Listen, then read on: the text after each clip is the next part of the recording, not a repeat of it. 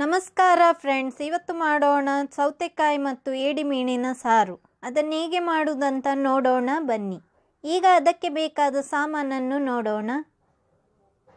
10 ಬ್ಯಾಡಗಿ ಮೆಣಸು, 15 ಗುಂಟೂರು ಮೆಣಸು, 2 ರಿಂದ 3 ಚಮಚ ಧನಿಯಾ, 1 ಕಪ್ಪು ತೆಂಗಿನ ತುರಿ, ಅರಶಿನ ಪುಡಿ ಅರ್ಧ ಚಮಚ, ಸ್ವಲ್ಪ ಹುಣಸೆ ಹುಳಿ, 1 ಈರುಳ್ಳಿ, 1 ಟೊಮೆಟೊ, 4 ಎಸಳು ಬೆಳ್ಳುಳ್ಳಿ, 1/4 ಚಮಚ ಜೀರಿಗೆ, ಸ್ವಲ್ಪ ಮೆಂತೆ.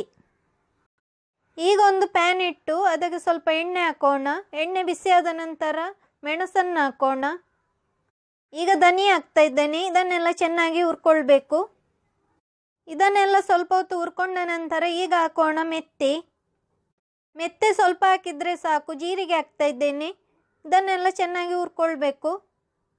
ಇದನ್ನೆಲ್ಲ ಸ್ವಲ್ಪ ಹೊತ್ತು ಹುರ್ಕೊಂಡ ನಂತರ ಈಗ ಹಾಕೋಣ ಬೆಳ್ಳುಳ್ಳಿ. ಇದನ್ನು ಸ್ವಲ್ಪ ಹೊತ್ತು ಹುರ್ಕೊಂಡ ನಂತರ ಗ್ಯಾಸನ್ನು ಆಫ್ ಮಾಡೋಣ. ಈಗ ಇದನ್ನು ತಣ್ಣಗಾಗಲು ಬಿಡೋಣ. ಈಗ ಸೌತೆಕಾಯಿಯನ್ನು ಬೇಯಲಿಡೋಣ. ಮಂಗಳೂರು ಸೌತೆಕಾಯಿ, ಅದಕ್ಕೆ ಎಷ್ಟು ಬೇಕು ಅಂತ ನೀರು ನೋಡಿ ಹಾಕಿದರೆ ಆಯಿತು. ನೀರು ಜಾಸ್ತಿ ಹಾಕೋದು ಬೇಡ. ಮತ್ತು ಮಸಾಲೆ ತೆಗೆದ ನಂತರ ಅದರ ನೀರು ಹಾಕಲಿಕ್ಕೆ ಉಂಟು. ಅದಕ್ಕೆ ಬೇಕಾಗಿ ಸ್ವಲ್ಪ ನೀರು ಹಾಕಿದರೆ ಸಾಕು. ಬೇಯಲಿಕ್ಕೆ ಎಷ್ಟು ನೀರು ಬೇಕಂತ ನೋಡ್ಕೊಂಡು ಹಾಕಿ. ಈಗ ಈರುಳ್ಳಿ ಹಾಕ್ತಾ ಇದ್ದೇನೆ, ಟೊಮೆಟೊ ಹಾಕ್ತಾ ಇದ್ದೇನೆ. ಇದನ್ನೆಲ್ಲ ಚೆನ್ನಾಗಿ ಮಿಕ್ಸ್ ಮಾಡಿ ಈಗ ಲಿಡ್ ಮುಚ್ಚಿ ಬೇಯಲು ಬಿಡೋಣ. ಈಗ ಹುರಿದಿಟ್ಟಿರುವ ಮಸಾಲೆಯನ್ನು ರುಬ್ಬಲು ಹಾಕೋಣ. ಈಗ ಮೆಣಸು ಮತ್ತು ಧನಿಯಾವನ್ನು ಹಾಕ್ತಾ ಇದ್ದೇನೆ, ತೆಂಗಿನ ತುರಿ, ಹುಣಸೆ ಹುಳಿ, ಅರಶಿನ ಪುಡಿ. ಈಗ ನೀರು ಹಾಕಿ ರುಬ್ಬಲು ಹಾಕೋಣ.